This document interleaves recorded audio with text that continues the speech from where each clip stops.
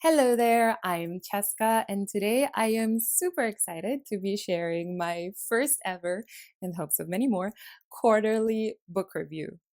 Now, why quarterly, you may ask? But it's because even though I fancy myself as a reader, my other commitments keep me out of my books. So, unfortunately, I can only finish up to 1 to 2 books max, 3 on very good months. So that's why. And this is also why I want to turn into a vampire because I want to spend my eternity reading books. Isn't that the ultimate gothic dream? Not Edward or not the guy, but really the books. Anyway, I still want to really get serious in sharing my love for books with my friends, hopefully you. And so here we are. Without much further ado, let's get into the 7 books that I have finished in April to June. First up is And Then There Were None by Agatha Christie. We follow 10 different people who are invited into this very controversial island, and once in the island, a mysterious voice out of nowhere basically announces the crimes or the secrets that they have allegedly committed and has been keeping. So obviously, everybody starts to panic, everybody starts to suspect everybody. It was a locked murder room mystery vibe. I've already read Roger Ackroyd and The Murder at the Vicarage, but so far this is my favorite Agatha Christie. This story was just so gripping. I thought having 10 characters and so 10 different point of views would be confusing, but the pacing was absolutely incredible. It's like each page you turn is just a suspense. You're just hanging in the air waiting for what's to happen next. I really loved it. And I also enjoyed the fact that there was no lead detective. So it's like you're really left to your own devices to solve the mystery. There was no Poirot, there was no Miss Marple, there was just Detective Cheska. And sadly, I did not solve the mystery.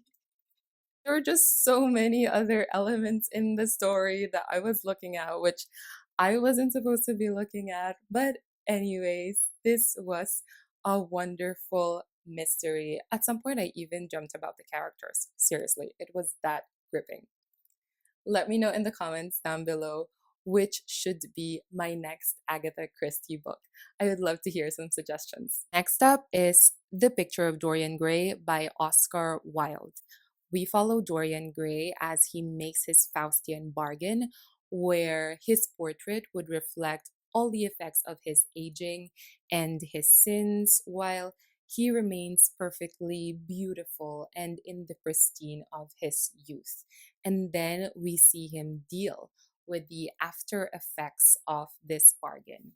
Now, I've already talked about this book in my weirdest books of the year, and the weird thing for me really is the bizarre and almost sinister way of how his portrait is changing with his actions. It was just so eerie to me. Um, anyway, I love this book so much. I annotated it very heavily when I was reading it. It was witty, it was subversive, and it was achingly romantic at times. I really liked Wilde's point on youth, and his commentary on hypocrisy was so on point. Definitely one of my favorite reads so far this year. Next up is Influence by Robert Cialdini. This book is a classic in behavioral psychology, and it teaches us the 6 principles of persuasion through anecdotes, examples, and further studies. I'm taking a course in behavioral science, and it was a popular recommendation in the field. It was very insightful, and there were so many life examples. However, there were just times that I felt that the writing was so repetitive. Like it was telling me the same thing over and over and over again.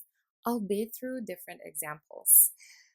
Maybe that was the point of the book. Maybe that was how the author wanted us to remember his point. I just thought that it would be more punchy. Like it would just be more of a knowledge punch, you know? It would be direct and memorable. Nonetheless, if you are interested in psychology, and it's even applicable in marketing and sales, I think this book is definitely worth the pick. If you want to find out more about how to make people say yes, then I think this is a great read. Yes? Yes. That was a bit weird. Next up is, I think, also one of my favorite reads this year, and that is The Tenant of Wildfell Hall by Anne Brontë. We follow Helen as she moves into this crumbling and a little bit dilapidated estate, the Wildfell Hall, shocking her neighbors with her behavior. And then through letters or correspondences, we find out her background, what really happened to her, where was she from, basically the questions of her nosy neighbors. And then we also are made a witness as to how she was able to endure all of her hardships and finally obtain that bliss that she really, really deserves. Now, Charlotte Bronte has long been my favorite Bronte sister, but Anne with this book is a really, really, really, really close second. She just had this way of writing very rich and emotionally complex characters.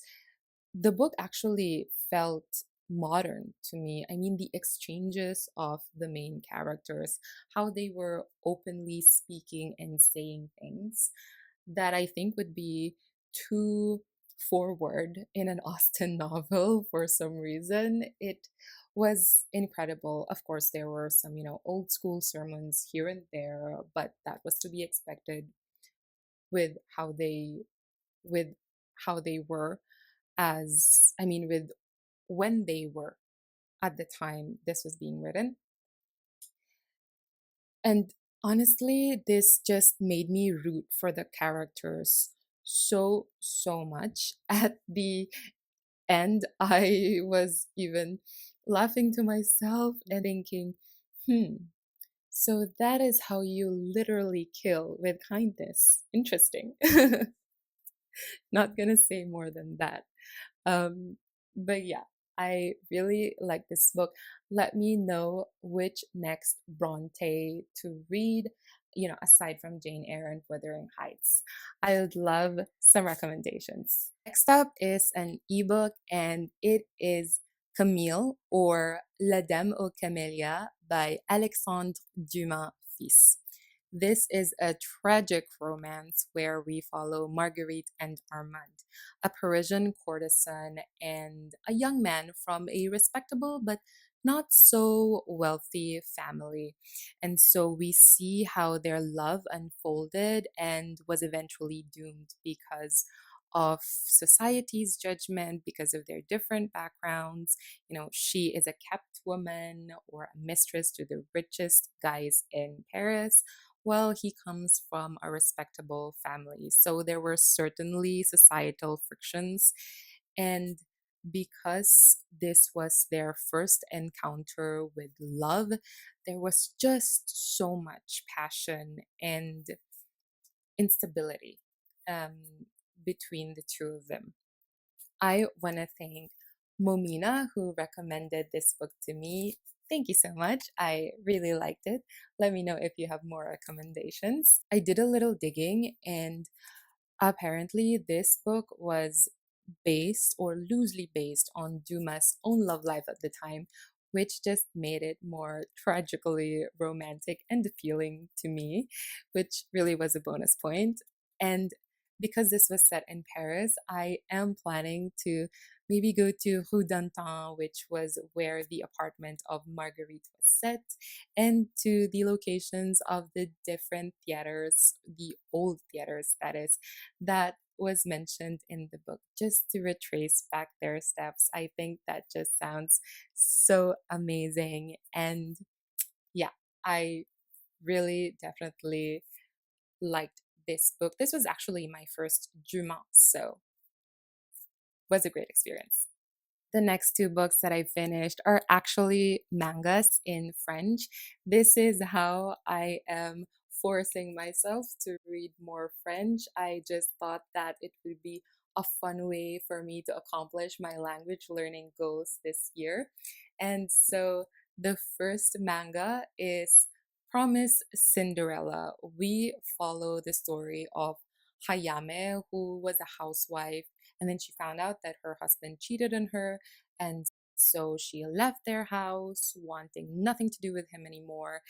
And then she found this rich high school guy who basically offered her a house as long as she obeys his every whim. This was my first manga. And it took me about 5 to 10 minutes figuring out which box to read next. Oh, bless my brain. I know it should be straightforward, but it just makes it more challenging for me because it is in French. In terms of the story, I wasn't really sold on this one. I liked the main character. I liked Hayame because she was spunky, but just their story is a little bit, I don't know, it's just not my type. But the second manga that I read, which is Spy Family, is something that I would really follow. I'm actually super excited to get my second and third installment of this manga. We follow an assassin, a spy, and a telepath baby who are forming this very cute and fake family just for business. And of course, we see them as they warm up with each other and their whole journey of forming their little family. As I've said, I really like this one, and I found this so much easier to follow than Promise Cinderella. Let me know in the comments which manga I should try next. I'm looking for a story that is light, magical, and of course, some sort of adventure. I would love to hear your recommendations. Et voila, that concludes my first ever, in the hopes of many more, quarterly book review. Let me know in the comments down below which of these books you have read, or again, if you have any recommendations for me to read in the next quarters. I am always listening and reading. And don't forget to subscribe as well if you want to be part of this little bookish community. I would really love that. Thank you so much for watching, and I'll see you in the next book. Bye.